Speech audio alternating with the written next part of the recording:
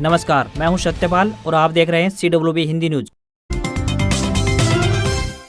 शक संवत 1945, विक्रम संवत 2080। आज आश्विन मास के कृष्ण पक्ष की अमावस्या तिथि और दिन शनिवार है। तदनुसार अंग्रेजी तारीख 14 अक्टूबर सन 2023 शनिवार यानी आज स्नानदान श्राद्ध आदि की शनिश्चरी अमावस्या है। आइए सबसे पहले बढ़ते हैं दिन भर की सुर्खियों की तरफ। गुरुग्राम की तहसील में लगे CCTV कैमरे रजिस्ट्री में नहीं होगी देरी। पोस्ट ऑफिस की सरकारी स्कीम बचत आपका पैसा कर देगी डबल, बताएंगे पूरी अपडेट। हरियाणा में स्कूलों से गायब रहने वाले टीचरों को बड़ा झटका, बायोमेट्रिक सिस्टम से लगानी होगी अटेंडेंस। कैथल में नगर परिषद के वार्ड नंबर 1 और राजौद नगर पालिका वार्ड नंबर 5 का उपचुनाव 5 नवंबर को होगा। हरियाणा में एचटेट दिसंबर में होगा, HBSE ने जारी किया शेड्यूल। धर्मनगरी कुरुक्षेत्र से दिल्ली, चंडीगढ़ और हिसार के लिए AC बस हुई शुरू, ये रहेगा शेड्यूल। फतेहाबाद में पराली जलाने के मामले बढ़े, 47 मामले सामने आए। पटवारी व ग्राम सचिव समेत निगरानी टीम को नोटिस जारी। खालिस्तानियों की धमकी के बाद टीम इंडिया की सुरक्षा बढ़ी। Bharat Pakistan world cup match के लिए 12,000 सुरक्षाकर्मी। तो वहीं मैच 14 अक्टूबर यानी आज अहमदाबाद के नरेंद्र मोदी स्टेडियम में खेला जाएगा। आज यानी 14 अक्टूबर को कंकड़ा करती सूर्य ग्रहण लगेगा। यह ग्रहण भारतीय समय अनुसार 14 अक्टूबर की रात 8:34 से प्रारंभ होकर देर रात 2:25 तक रहेगा। यह सूर्य ग्रहण साल 2023 का आखिरी सूर्य ग्रहण होगा। अडानी हिंडनबर्ग मामले में सुनवाई 20 अक्टूबर तक टली। अडानी ग्रुप के 9 शेयरों में गिरावट, एंटरप्राइजेज का शेयर करीब 2% गिरा। हमास ने इजराइल की राजधानी पर रॉकेट दागे। तेल अवीव में बमबारी के बीच सायरन अलर्ट, 235 लोगों को दूसरी फ्लाइट भारत के लिए आज रवाना। वर्ल्ड कप में न्यूजीलैंड की लगातार तीसरी जीत, बांग्लादेश को 8 विकेट से हराया। सियाचिन में 15,500 फीट की ऊंचाई पर लगा पहला मोबाइल टावर। आनंद महिंद्रा ने इसे चंद्रयान 3 के विक्रम लैंडर जितना अहम बताया। और अब खबरें विस्तार से। हरियाणा में फिर से बारिश दस्तक देने वाली है। ऐसा इसलिए क्योंकि आज से प्रदेश में एक बार फिर से पश्चिमी विक्षोभ सक्रिय हो रहा है, जिससे बारिश की संभावना बनी हुई है। बारिश की वजह से अनाज मंडियों का कामकाज भी प्रभावित हो सकता है, क्योंकि इस वक्त अनाज मंडियां धान और बाजरा की आवक से अटी पड़ी है। अक्टूबर का दूसरा सप्ताह भी बारिश के मामले में लगभग सूखा रहा है। मौसम विभाग ने बताया है कि एक और ताजा कमजोर पश्चिमी विक्षोभ के आंशिक प्रभाव के कारण उत्तर भारत में बारिश का अगला दौर 14 से 16 अक्टूबर के बीच देखने को मिल सकता है। अगले सप्ताह यानी कि 20 से 26 अक्टूबर के बीच राज्य में बारिश की दृष्टि से मौसम शुष्क रहने की संभावना है।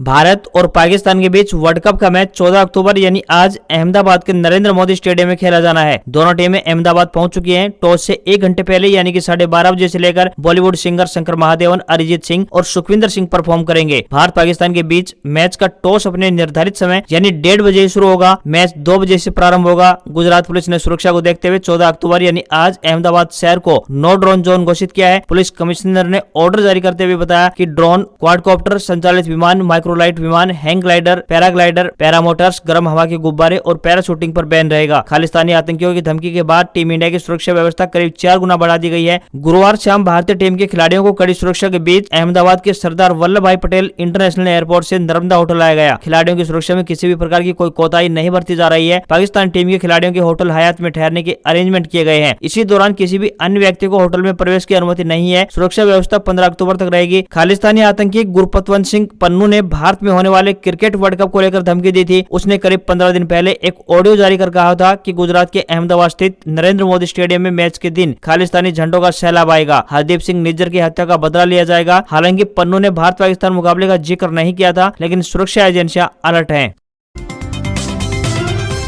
हरियाणा की मनोहर सरकार पोर्टलों के जरिए आमजन को बेहतर सुविधाएं उपलब्ध करवाने के उद्देश्य से निरंतर प्रयास कर रही है। इसी कड़ी में एक और नई पहल की शुरुआत की गई है। अब सभी राष्ट्रीय पुरस्कारों के लिए एक ही पोर्टल पर आवेदन किया जा सकता है। केंद्र सरकार ने राष्ट्रीय पुरस्कारों के लिए एक नए पोर्टल की शुरुआत कर दी है। गुरुग्राम के उपायुक्त निशांत कुमार यादव ने बताया कि आजादी के अमृत महोत्सव की श्रृंखला में केंद्र सरकार की ओर से अलग अलग राष्ट्रीय पुरस्कारों से संबंधित आवेदन के लिए अब एक विशेष पोर्टल की शुरुआत की गई है। अब सभी राष्ट्रीय पुरस्कारों के लिए www.awards.gov.in पोर्टल पर ऑनलाइन आवेदन किए जा सकते हैं। इस पोर्टल के माध्यम से सभी राष्ट्रीय पुरस्कारों के लिए ऑनलाइन आवेदन किए जा सकते हैं। इन दिनों अलग अलग राष्ट्रीय पुरस्कारों के लिए आवेदन खुले हुए हैं। इस पोर्टल पर जाकर व्यक्ति और संगठन निर्धारित पात्रता के साथ अपना आवेदन कर सकता है।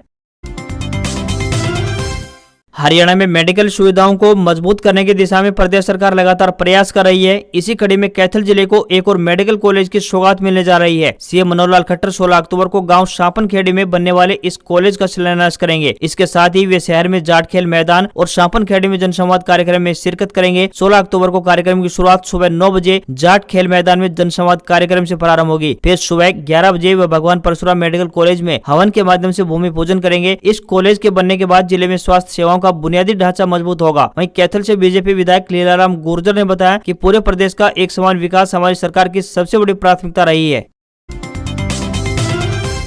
हरियाणा शिक्षा बोर्ड ने एस्टेट परीक्षा 2023 की डेट शीट का ऐलान कर दिया है। हरियाणा शिक्षक पात्रता परीक्षा यानी एस्टेट की परीक्षा 2 व 3 दिसंबर को आयोजित की जाएगी। हरियाणा विद्यालय शिक्षा बोर्ड के चेयरमैन डॉक्टर वीपी यादव ने जानकारी देते हुए बताया कि 2 दिसंबर को लेवल 3 की परीक्षा होगी। इसके बाद 3 दिसंबर को लेवल 1 व लेवल 2 की परीक्षा आयोजित की जाएगी। उन्होंने बताया कि बोर्ड द्वारा एस्टेट की परीक्षा की तैयारियां जोरों शोरों से की जा रही है।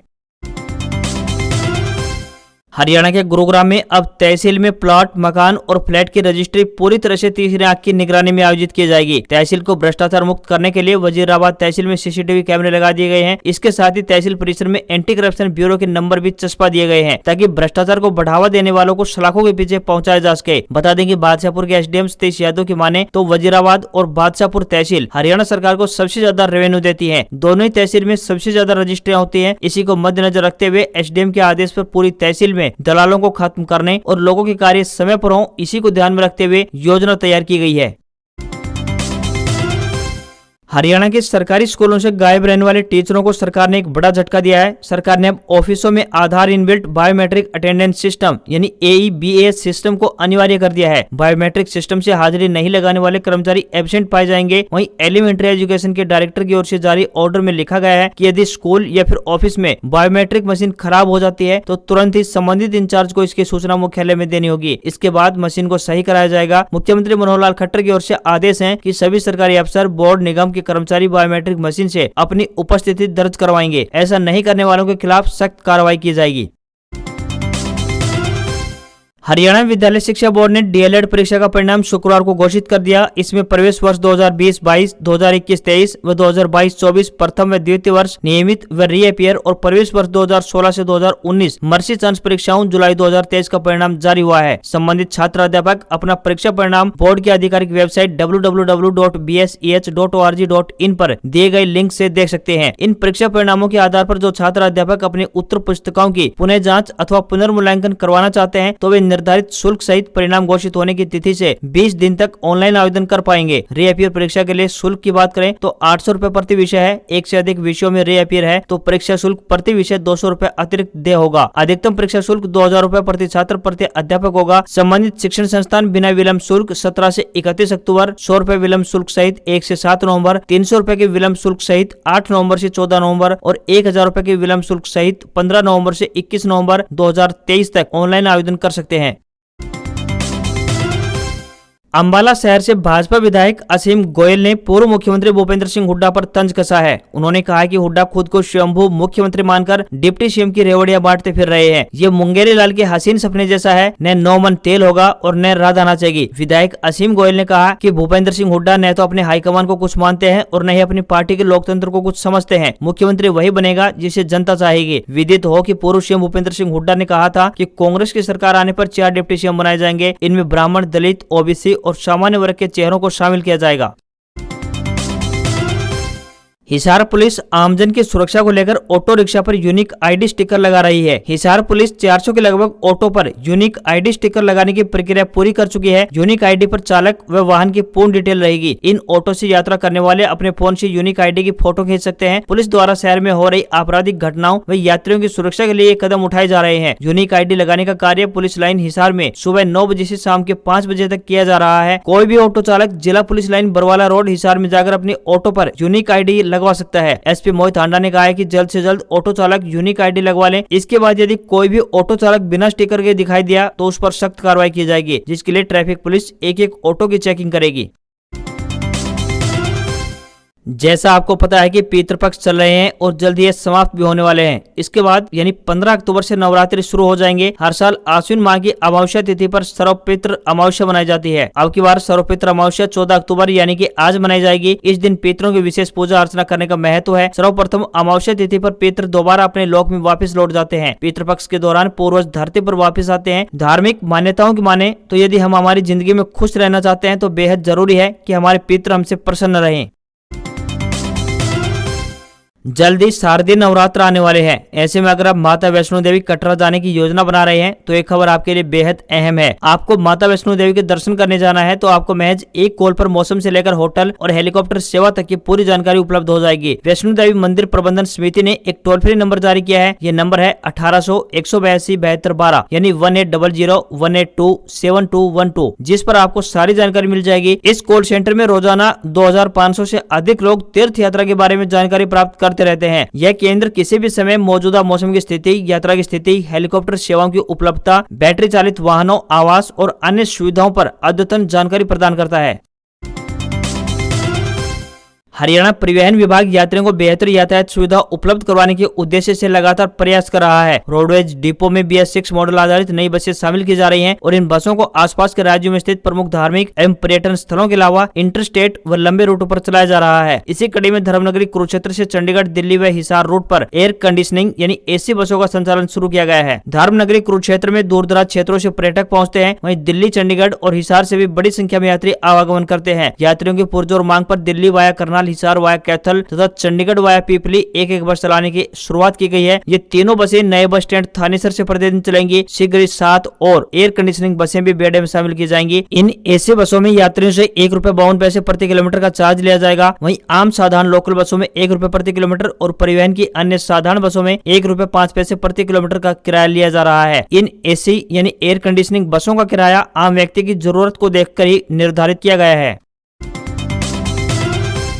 केंद्र सरकार लोगों को बचत करने के लिए प्रोत्साहित करने के उद्देश्य से स्मॉल सेविंग स्कीम्स के तहत 12 बचत योजनाएं चलाती हैं। इन योजनाओं का संचालन पोस्ट ऑफिस के जरिए किया जाता है, इसलिए इन्हें पोस्ट ऑफिस स्कीम भी कहा जाता है। आज हम जिस स्कीम के बारे में आपको बताना चाहते हैं वो स्कीम का नाम है किसान विकास पत्र, जो कि 115 महीने यानी कि 10 साल का टेन्योर पूरा होने से पहले ही आपकी जमा पूंजी को डबल कर देती है। इस सरकारी स्कीम में अक्टूबर से दिसंबर की तिमाही के लिए 7.5% ब्याज निर्धारित किया जा रहा है। इसमें निवेशकों को कंपाउंडिंग का लाभ मिलता है, यानी इस पोस्ट ऑफिस की स्कीम में चक्रवर्ती ब्याज का लाभ मिलता है। पोस्ट ऑफिस के किसान विकास पत्र स्कीम में आप जितनी चाहे उतनी राशि निवेश कर सकते हैं, लेकिन कोई भी व्यक्ति केवल 1000 रुपए के साथ निवेश की शुरुआत कर सकता है। इस स्कीम में अधिकतम निवेश के लिए कोई भी तय सीमा नहीं है। कोई भी निवेशक यदि चाहता है कि उसके दोगुने पैसे हो जाएं, तो किसान विकास पत्र में निवेश करने के बाद आपको जोरदार रिटर्न मिलेगा। यदि आप इसमें 5 लाख रुपए का निवेश करते हैं तो 115 महीने यानी कि 9 साल 7 महीने में यह रकम 10 लाख रुपए बन जाती है। किसान विकास पत्र स्कीम में निवेश चाहे जो ज्वाइंट या फिर सिंगल खाता खोल सकते हैं। ज्वाइंट खाते को 3 लोग भी मिलकर खोल सकते हैं। यदि मैच्योरिटी से पहले निवेशक की मौत हो जाती है तो लीगल उत्तराधिकारी के खाते में रकम दे दी जाएगी, साथ ही उसे ही रिटर्न भी दिया जाएगा। पैसे की जरूरत पड़ने या फिर आर्थिक परेशानी आने पर निवेशक किसान विकास पत्र अकाउंट को मैच्योरिटी से पहले बंद भी कर सकते हैं।